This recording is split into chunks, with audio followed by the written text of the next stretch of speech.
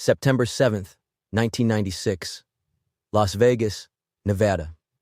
The Strip is alive with neon and noise. Crowds spill onto the sidewalks, slot machines sing from open doors, and the night hums with heat and electricity. Inside a black BMW 750i, parked at a red light on Flamingo and Koval, sits Tupac Shakur. Shirtless, restless, his head bobbing to the rhythm of music still echoing from the MGM Grand where he just watched a Mike Tyson fight. Moments earlier, chaos. A scuffle in the casino lobby, fists flying, tempers flaring. Tupac was in the middle of it. Now the streets seem calm again, but only for a moment. Headlights appear beside the BMW. A white Cadillac creeps up, window sliding down. Then, the eruption. Gunfire, sharp and unrelenting, rips through the night. Bullets tear into the car. Tupac is hit 4 times. 6 days later, he will be dead. But his story began long before this night. To understand the man in this car, you need to understand the boy he once was, and the battles he carried long before the fame, before the money, before the world would turn him into a legend at war with everything around him. This is more than music. This is a story of struggle, survival, and legacy. Every beat carries a memory, every lyric, a confession. From the streets to the stage, from the cell to the spotlight, these are the untold chapters behind the icons. Welcome to the Hip Hop Files podcast. Tupac Amaru Shakur was born on June 16, 1971, in East Harlem, New York City. Even his name carried rebellion. Tupac Amaru was the last Incan emperor, executed in the 17th century after leading a revolt against the Spanish. His mother, Afeni Shakur, gave him that name with purpose. He was destined from his very first breath to carry the weight of struggle. Afeni Shakur wasn't just a mother. She was a soldier in the Black Panther Party. Fierce, intelligent, unyielding. In the late 1960s and early 70s, the Panthers fought for black liberation, clashing with police, facing FBI surveillance, and living under constant threat. Afeni was one of them. In April 1971, Afeni was arrested as part of the so-called Panther 21, a group accused of plotting bombings in New York. Pregnant with Tupac at the time, she defended herself in court, outsmarting prosecutors, and won her own freedom. Just 1 month later, she gave birth to Tupac. Well, because they couldn't find any material evidence to support a bomb plot, they didn't have any material evidence of that. What they had done is, like I said, they had infiltrated the security section, but there were other agents in the Black Panther Party, and the agents didn't know each other were agents. They didn't, and so you had a situation in the Panther Party in New York where agents were actually reporting the actions of other agents for another agency as if, this was some individual who was planning something. And of course, the agency is trying to get us to do provocative stuff, you see? So if the Bureau of Special Services, for instance, has an informer inside of a particular branch, and he's sitting in a political education meeting, and there's an FBI informer there talking about we need to kill cops. He's going to, report back, so and so and so at a meeting said that we need to kill cops. Now, of course, the bossy people don't know that this is an FBI agent that said this, so it gets attributed to the group, you see, and this particular individual. And that's what they did. They had one of these individuals who was working with Lumumba Shakur in the Ellesmere Tenant Association. We worked with tenants, as I said before, and we were working in a tenant association. He infiltrated that to work with Lumumba Shakur, and he brought dynamite to the Ellesmere Tenant Association because he began to hatch a plot about how we should be blowing up the police station, and this police station couldn't, he went and checked it out, and this police station was right for this, that, and the other. And so he reports back that, that they need explosives for this plot. And he brought the explosives there, he planted it there, but they were inert material. They weren't really explosives, they were inert material. And that's the stuff that they arrested us for. When they raided us, you have to understand, this was a secret indictment. The grand jury was sitting in secret. And because of the agents telling them that we were planning to do all of this stuff on Easter holidays, to do all of this stuff, they felt that they had to come back with an indictment and arrest us right away. This is what they said, right? And so the first place they went to, of course, was they went and got this phony dynamite. And of course, we were members of the Black Panther Party, so to expect us to have our homes and our houses not defended or not have arms to defend ourselves was pretty ludicrous. So the weapons that they got from our individual apartments didn't constitute the type of arsenal that would be employed to carry out this grand 200-count conspiracy.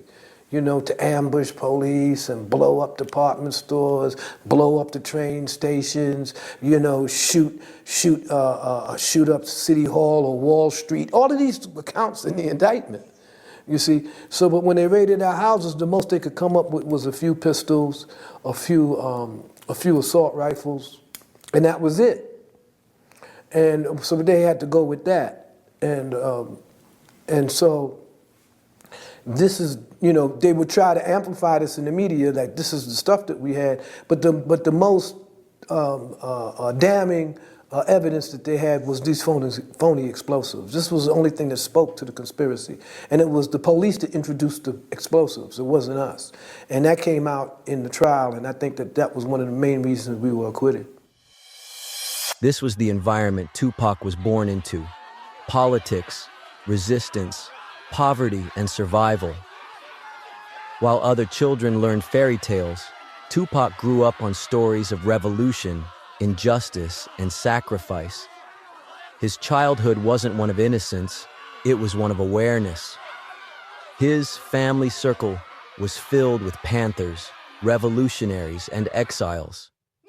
His stepfather, Tupac Shakur, was a radical activist who would spend years underground and eventually in prison.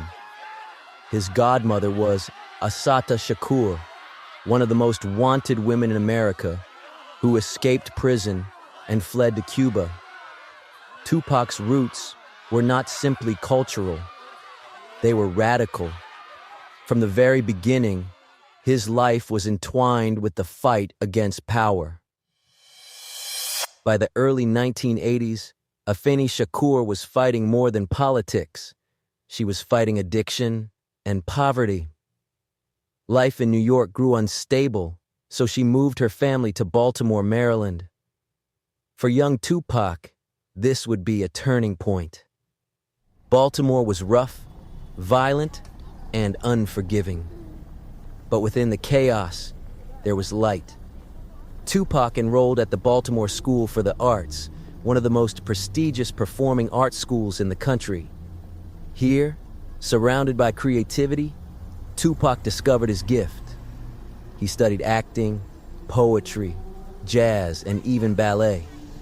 On stage, he performed Shakespeare with the same intensity he would later bring to the microphone. He wrote verses filled with sensitivity, not just anger. Teachers noticed a young man who was restless, brilliant, and magnetic. I'm Heather G. I'm originally from Baltimore, went to Baltimore School for the Arts with Tupac. Went to my senior prom with Tupac. Yeah, I just asked him and we were really good friends and he's like, sure, I'll go to prom with you. But it's interesting because once I asked him, then he got very, I don't know how to explain, he wrote me this letter. And in the letter, he was telling me about oh, you don't have to worry about us going prom together. I'm not going to live up to my reputation. And I was I was confused by the letter. Then he gave me like, it was my birthday came before prom and he gave me this birthday card. Started to, whenever he used the word to, like T-O, like when you're talking about like happy birthday to you, he started using the number 2. It was in Baltimore that Tupac also met Jada Pinkett. The two formed a close friendship, one that would last a lifetime. They shared poems, ambitions, and secrets. For Jada, Tupac wasn't a future rap star. He was a boy with boundless energy, often misunderstood, but always searching for meaning. Despite his talent, poverty never left him. While classmates had money, Tupac often couldn't afford the basics. He wore thrift shop clothes, relied on food stamps, and watched his mother struggle. He lived between two worlds, the world of art and expression, and the world of hardship and survival. Baltimore shaped him. It gave him culture, depth, and sophistication. But it also showed him the harshness of being poor and black in America. By the time his family moved again, Tupac carried both the polish of an artist and the toughness of a survivor.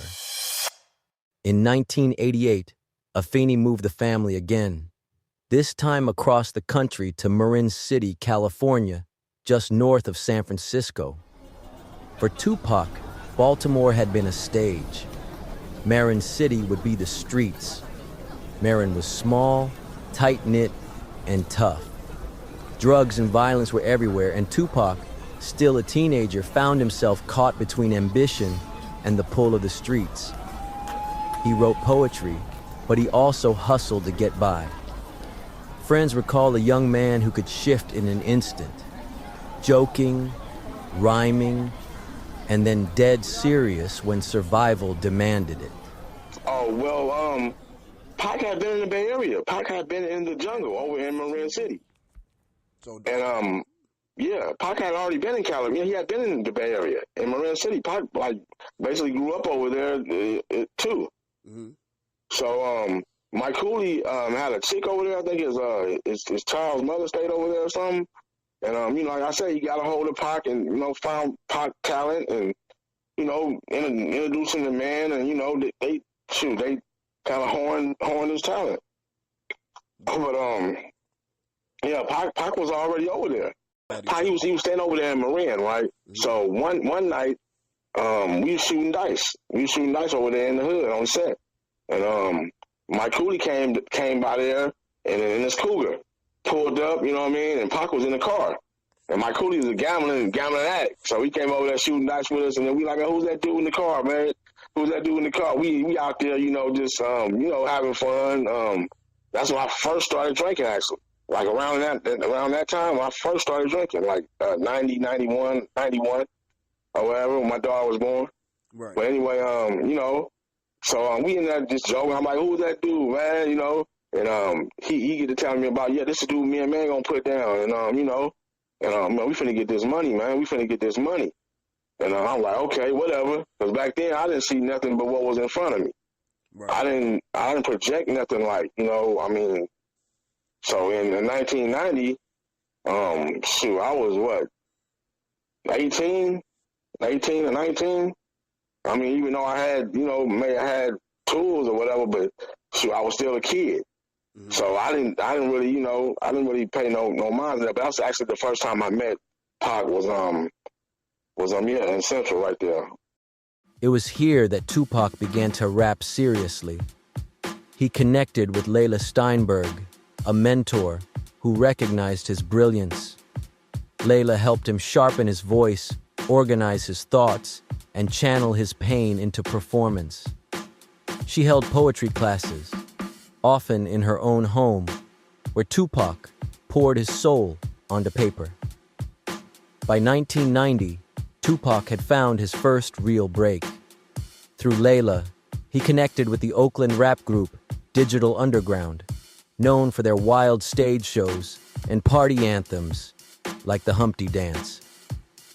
Tupac joined the crew as a backup dancer and hype man, traveling on tour and watching the rap world up close. In 1989, I signed Tupac to my company, which was TNT Records. He was just such a energetic, humble, smart guy that had incredible stories through his lyrics. And we were trying to get him a record deal. We weren't having a lot of success at that time. Digital Underground was signed to my label. And so I went to Shock and said, was there any way we can take him on the road with Digital Underground? I was like, he can do some background rapping, he can carry some shit, be a roadie. We can always use another Humpty dancer. I'm sure that was a shot to his ego, but he held it down. As we toured, each big Coliseum show always had an in-town club after party. The after parties is where Pac started making his name and his presence known throughout the United States. He would take the mic and do his thing. But Tupac was never content being in the background. He wanted the mic. And when he got it, even for a verse, he exploded. His first recorded appearance came in 1991 on Digital Underground's Same Song. The verse was short, but the world heard it. Tupac wasn't just another dancer. He was a star waiting to break out. By 1991, the world was changing, and so was hip-hop. Out of Oakland, a young Tupac Shakur stepped from the shadows of Digital Underground into his own spotlight. His debut album carried a title that felt like a warning, Tupacalypse Now. This wasn't party music. This wasn't commercial radio rap. It was a manifesto. Songs like Trapped told the story of police harassment and systemic racism. Brenda's Got a Baby painted the grim picture of a 12-year-old girl abandoned by society, forced into choices no child should ever face. The album was raw, unapologetic, and unflinching. Critics praised its honesty, but politicians condemned it. Vice President Dan Quayle went on television to say, "There's no reason for a record like this to be released. It has no place in our society." Tupac's father, Billy Garland. How Tupac started out, it was the most deepest, revolutionary music you had ever heard. It was before its time. And then he had that break and certain things happened that made him, or I don't know why it did make him do that, but he changed, on that East Coast, West Coast, I'll shoot you motherfucking this and that. You feel betrayed, so you're gonna speak on it. When he spoke on it, maybe 20 million people hear it, where everybody, we say stupid shit, but nobody hears it. But Tupac didn't flinch. Controversy gave him power. For young Black Americans living the reality he rapped about, Tupac was a voice, a mirror of their own pain. He wasn't just another rapper. He was a prophet of the streets. Tupac also found another stage, Hollywood. In 1992, he starred in Juice, playing Bishop, a young man consumed by power, paranoia, and violence. The role was chilling. Critics said Tupac wasn't acting. He was channeling something real. 1 year later, he appeared alongside Janet Jackson in Poetic Justice. In Above the Rim, he played a basketball star caught between sports and crime. Each performance deepened his profile, blurring the line between the man and the characters he portrayed. But Hollywood also gave Tupac problems. On set, he clashed with cast members, got into fights, and built a reputation for being unpredictable. Fame was feeding his art and his rage. Tupac and his co-stars on the set of Juice. I have an agent and everything, so I just went about it regular way, got an audition and call back, such and such. You could say it's like we're four leads, but it's really how, I'm starting to realize that, once you see the film, I'm starting to realize that it's not all about you know, hanging out with the fellas and everything. So they say that I'm the main character, but we 4 leads, you know. So that's trying to go out now. I'm not trying to go out. You know, They say I'm the main character. to go out Who on say that? So, ask Ernie. you been hanging with Ernie. They say I'm the main character. Nah, I'm just... Basically, nobody's gonna remember this guy in the movie. You gonna remember me. Because I'm gonna be the one doing all the robbing, the looting, the shooting, and the booting. See, I got the love scene. He with got Cindy, the love scene with the girl from Involved, but I'm saying, So everybody gonna remember that? it's just that. All the love women are scene. gonna remember me. It's because the I'm love. the I don't care if none of the ladies remember me. All the ninjas is gonna remember me. All the brothers is gonna remember me. By the mid-90s, Tupac was everywhere. On the screen, on the charts, in the headlines. But with fame came enemies, and with success came scrutiny. Every move he made was magnified. And Tupac, never one to hold back, gave the media plenty to work with. Tupac's life off stage became as famous as his work. There were arrests for assault, for altercations, for incidents that blurred the line between rap bravado and real violence. In 1993, a confrontation in Atlanta ended with Tupac shooting 2 off-duty police officers. The charges were later dropped, but the story fed the image of a man at war with the system. Then came lawsuits. Lawsuits for fights, lawsuits for brawls. And above all, the case that would define his mid-career, charges of sexual assault. In 1993, Tupac was accused of assaulting a woman in a hotel room. He denied the allegations, insisting the encounter was consensual, but the trial was relentless. In 1994, he was convicted of sexual abuse and sentenced to up to 4.5 years in prison. The conviction hit Tupac at the height of his fame. It divided fans, tarnished his reputation, and brought his turbulent lifestyle into sharp focus. But Tupac's story was never just about crime and chaos. It was about survival. Even behind bars, his voice refused to be silenced.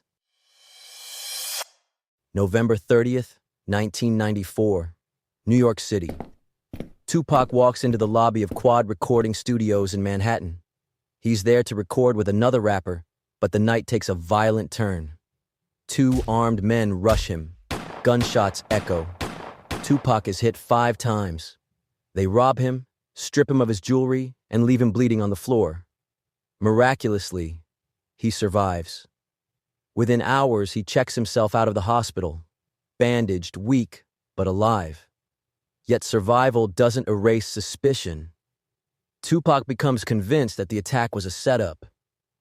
He believes he was lured there by industry figures, betrayed by people he thought were friends. Spice One relays the story. We was really close at that point in time. Like, that shit fucked me up. I was mad as hell. I did 3 months in LA County. And I get out, and Pac has done All Eyes on Me and Machiavelli.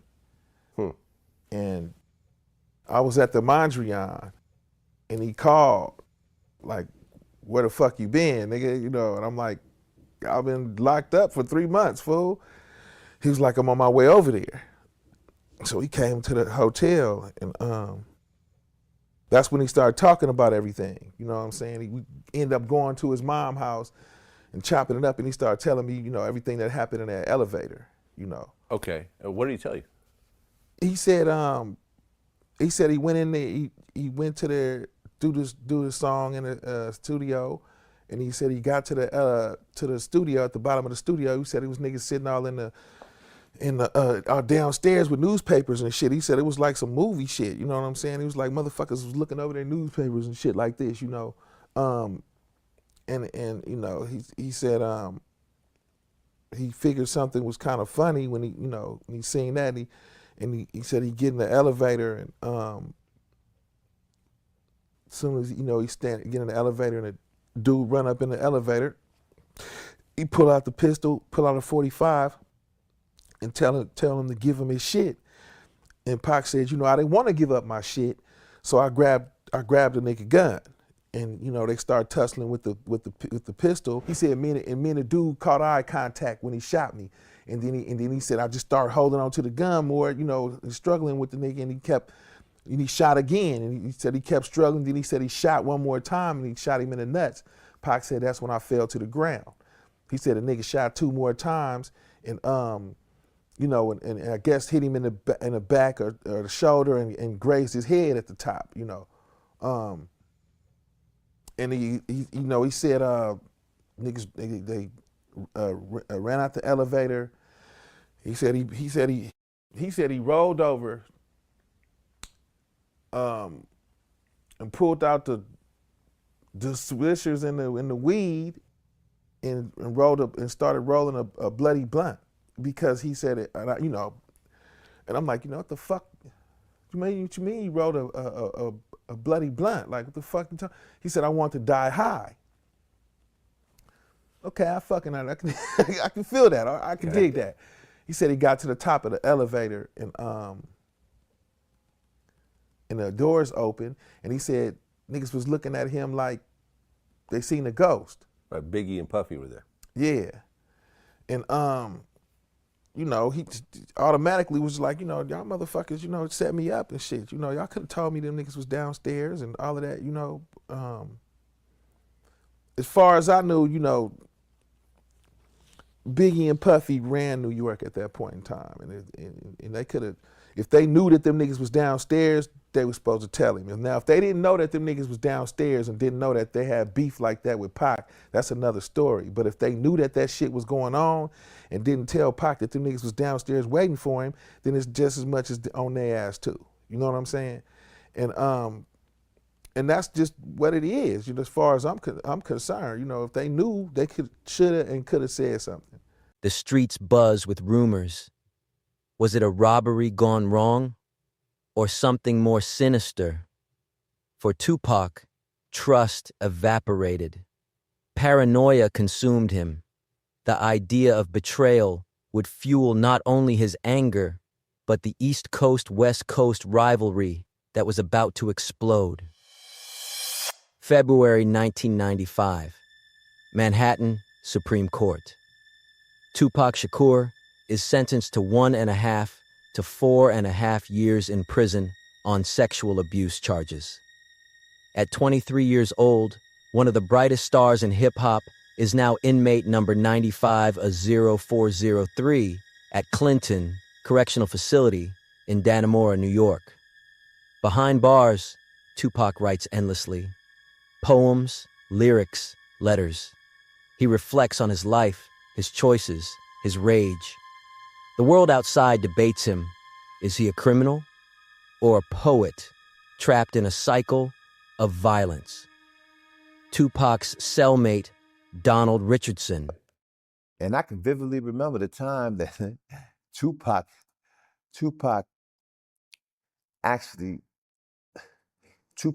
screamed out his cell, you know, when I'm gonna get wrecked. He was screaming to the COs, and I heard him, and you know, he's like, yo, I want to get out this cage. I want to get the f out of here. Y'all got me locked up in this damn cage like I'm some damn animal. You know what I'm saying? I want to go out like everybody else. You know what I'm saying? I want to be like them out there, you know?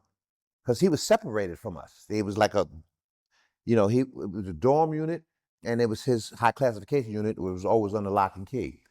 So he felt like, why I can't go out there and play cards with them, right? So he's like, I want to get the f out of this cell that he demanded for the cells. He screamed.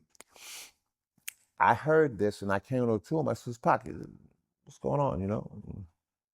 This is when we got, you know, we got to know each other, you know what I'm saying? We got to be, you know, we got to be associates. Yeah, so yeah, he actually screamed out of cell that day, I want to get the f out of this cell.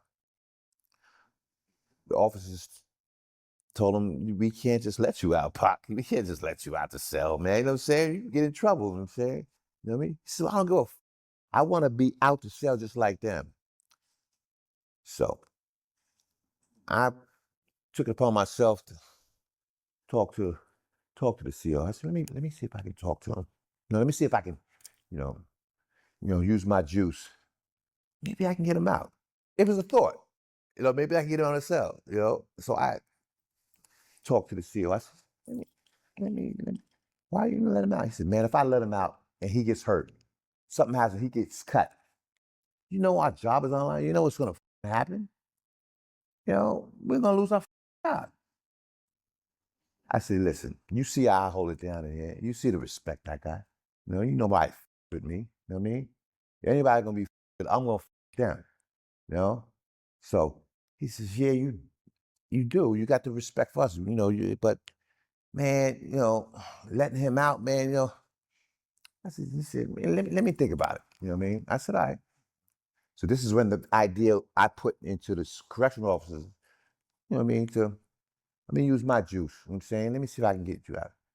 So, I did. I went to Pac and I told him, I said, man, listen, let me work on something. Let me see if I can get you out of cell. You can. He couldn't believe that I could do it, but then he did believe that I could probably do it because of my reputation and my status in there, you know what I'm saying? So he said, come on, player, man, try to get me out. So I worked on it with them and, he trusted he trusted me that I could make it happen. You know what I mean? And I trusted in myself that I could make it happen. So, yeah. Took a couple days, but I actually had one of the officers come to me a couple days later and said, hey, yo, man, I was thinking about what you said to me, and I would like to let him out. But man, if I do, will you make sure nothing happened to him? I said, come on, man. That's not even a problem. He said, come on, man, I mean, like, all right, I'll do it. But if I do it, man, I'm saying, you got to ask Tupac to do me a favor. I said, ask Tupac to do you a favor. Now what's this got to do with you? And he said, Del, he says, I want some pictures. I want some pictures for my daughter. They know me with Tupac. I said, Pip, how the fuck we gonna do that? He says, I'll bring in a camera. You gonna bring in no camera. You gonna bring in a camera. Come on, man. Yo, did you know, Dale, that this motherfucker brought a camera in? Even in prison, Tupac's influence doesn't fade. His album Me Against the World drops in March 1995, debuting at #1 on the Billboard charts. It's a haunting, introspective record, part confession, part prophecy. Songs like So Many Tears and Dear Mama resonate across America. For the first time in history, an artist sits at #1 on the charts while sitting in a prison cell. The irony is clear. Locked up physically, but freer in his art than ever before. In prison, for Tupac Amaru Shakur, the transition is brutal. One day he is a platinum-selling rapper, headlines on magazine covers, cameras following his every move. The next day, he is just another number in the system, 95A0403. Stripped of freedom, stripped of control, confined behind the cold, gray walls of Clinton Correctional Facility in upstate New York. At 23 years old, he faces the same routine as every other inmate. Early morning counts, metal doors slamming shut, long hours of silence broken by shouting in the cell blocks. Tupac, who had once commanded stages in front of thousands, now spends his days in a space no bigger than a bathroom. But even inside, he refuses to let his voice die. Tupac writes constantly, filling page after page with poetry, verses, sketches of songs. He reflects on his mistakes, on the path that led him here. In those writings, he is vulnerable, almost confessional, yet always defiant. He admits his anger. He questions loyalty. He dreams of a future where his art might be remembered long after the system has tried to bury him. Outside the walls, the conversation about Tupac is relentless. To some, he is proof of every stereotype about young black men: violent, reckless, destined for prison. To others, he is a political prisoner, punished harshly because of his outspokenness and his family's Black Panther roots. The debate rages on television panels, in newspapers, in the streets. Who is Tupac Shakur, the thug or the prophet? In March 1995, an answer of sorts arrives. His third album, Me Against the World, is released. It is unlike anything he has made before. Gone are the rowdy party anthems and the raw bravado. Instead, the album is heavy with melancholy, layered with regret, soaked in paranoia. Songs like So Many Tears carry the weight of someone who feels death breathing down his neck. And then there is Dear Mama, a heartfelt love letter to the woman who raised him despite her own battles. That song alone secures his place in music history. The impact is staggering. Me Against the World debuts at #1 on the Billboard 200. For the first time ever, an artist tops the charts while sitting inside a prison cell. It is a cruel irony. At his lowest moment, Tupac reaches his highest success. Fans rally around him. Magazines print his lyrics. Radio stations play his songs on repeat. For young people across America, Tupac becomes more than a rapper. He becomes a symbol of resistance, of pain, of survival in a world stacked against them. And yet, inside Clinton Correctional, Tupac is anything but free. He listens to his own music on prison radios, hearing his voice broadcast to millions, while he himself remains confined to a cell. Guards treat him with suspicion, sometimes hostility. Other inmates test him, curious if the loud, defiant figure from music videos is the same man standing in the chow line. Tupac learns quickly that fame carries no privilege here. Respect must be earned, and survival is never guaranteed. He adapts. He keeps his circle small. He writes letters to his mother, to friends, to fans. He pours his heart onto paper.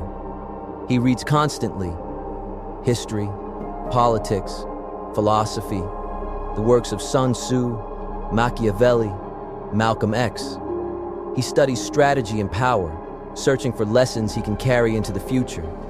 If the streets once taught him how to survive chaos, prison teaches him patience and distrust.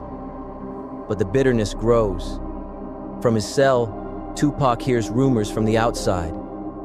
He hears that Biggie Smalls, once a brother to him, is not only thriving, but some say profiting from Tupac's downfall. The East Coast-West Coast divide, still only a simmer, begins to boil in his mind. He feels betrayed, alone, convinced that his shooting in New York, the trial, and now his imprisonment are part of a larger conspiracy against him.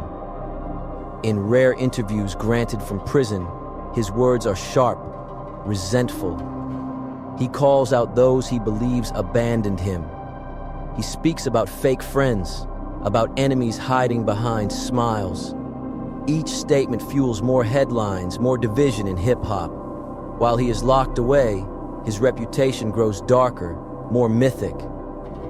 Meanwhile, life inside Clinton remains unforgiving. Days blur into weeks, weeks into months.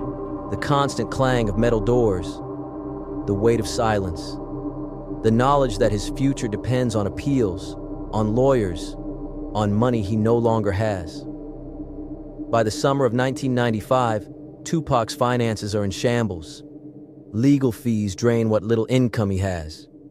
Royalties are tied up in disputes with his label.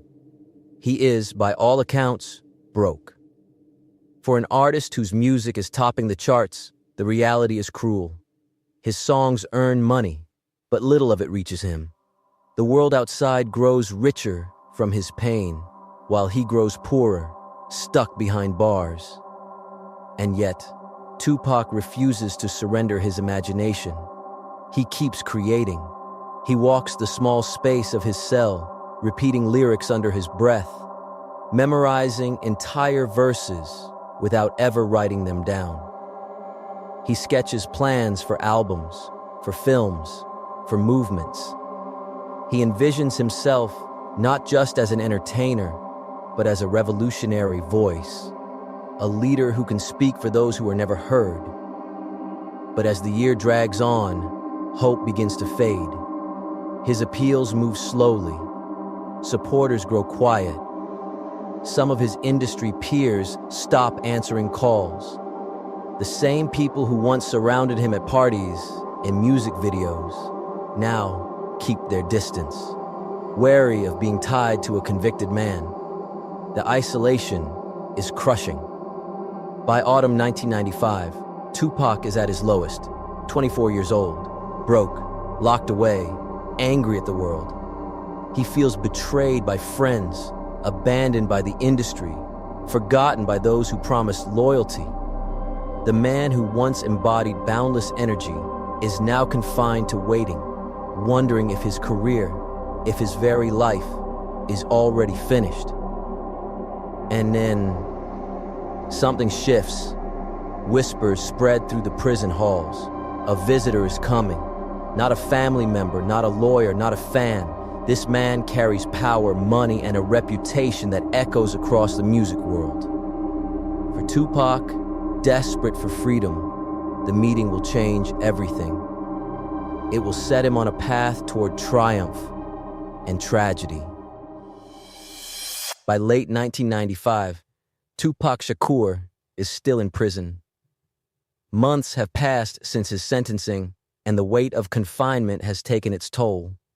His body is in Clinton Correctional, but his mind is restless, bitter, angry, and bruised by feelings of betrayal. He has tasted success, yet feels abandoned by the industry, his peers, and the very system he once thought he could bend to his will. Financially, Tupac is drowning. The royalties from Me Against the World are tangled in disputes. His legal fees pile up higher each month. His family cannot raise the $1.4 million bail that stands between him and freedom. For the first time in his short but explosive career, Tupac Shakur is truly stuck. Brilliant but trapped, respected but silenced, loved but locked away. And then comes a visitor, a man who embodies both salvation and menace. Marion Suge Knight, the towering CEO of Death Row Records, a figure both feared and admired in equal measure. To the industry, Suge is ruthless. To artists, he is powerful. To Tupac, in that moment, he is a lifeline. Suge makes an offer that is simple and impossible to ignore. Sign with Death Row Records, and Suge will post the $1.4 million needed for bail. In return, Tupac's voice, his talent, his future will belong to Death Row. For a man who has been caged and stripped of control, the deal feels like oxygen. The choice is stark: remain behind bars indefinitely, or gamble on freedom at the cost of tethering himself to a dangerous empire. It is, in truth, a deal made in desperation. Tupac signs. The papers are drawn. And with that signature, his path takes a turn that will define the rest of his life.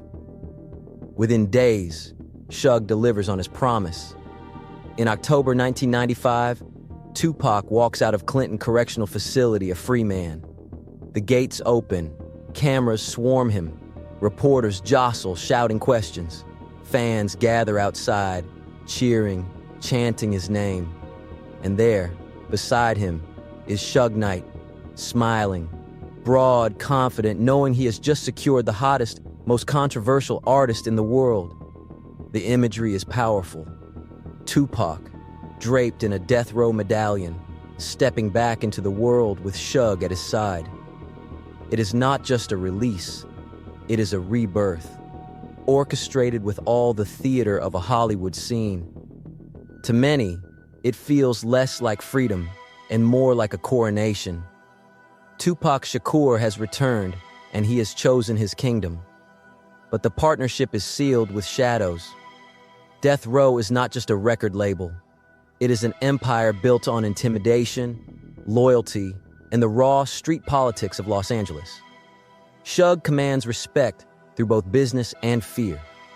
Inside the halls of Death Row, success is enormous, but so are the dangers. Money flows freely, but so do grudges. Fame rises high, but so do tempers. For Tupac, the cost of freedom will soon reveal itself. In those first days out, Tupac feels the rush of liberation. He speaks to reporters with fire in his eyes, promising new music, promising revenge against those who doubted him. The bitterness from prison still burns in his chest. And now, with Shug's backing, he feels untouchable again. The world that tried to bury him is forced to face him once more, louder, sharper, more dangerous than before. Death Row wasted no time. Almost immediately, Tupac is swept into studios, surrounded by producers, engineers, and collaborators who hang on his every word. He records with a ferocity that shocks even veterans of the industry. Songs spill out of him like confessions and war cries. Prison has not weakened him. It has sharpened him. And with Death Row's resources, he is about to unleash a storm. But under the surface, alliances form that will carry consequences. The East Coast-West Coast divide, already simmering, now has its most volatile player back in the game. Tupac blames his New York rivals for his shooting, for his downfall, for his imprisonment. Now, with Shug at his side and Death Row behind him, he is ready to escalate the conflict into something hip-hop has never seen before. The cameras show the smiles, the cheers, the triumphant return. But what they don't show is the weight of the bargain. In walking out with Shug Knight, Tupac gains his freedom, but binds his destiny to a label where loyalty and fear are currency, and betrayal is often answered with blood. It is a pact that promises glory, but whispers doom. Tupac is about to step into the most explosive chapter of his life, one that will bring fame, power, and some of the greatest music ever recorded, but also one that will lead him into the center of chaos, controversy, and mortal danger. Tupac's story is far from over. From the courtroom to the prison yard, from topping the charts to walking out of Clinton Correctional with Shug Knight at his side, each move pulls him deeper into greatness and closer to danger. And we'll be here to follow it all chapter by chapter. You've been listening to the Hip Hop Files podcast, where the music, the legends, and the untold stories live forever. Don't forget to follow, share, and join us for the next episode as we continue the journey of Tupac Shakur. Thank you for listening. We'll see you next time on the Hip Hop Files.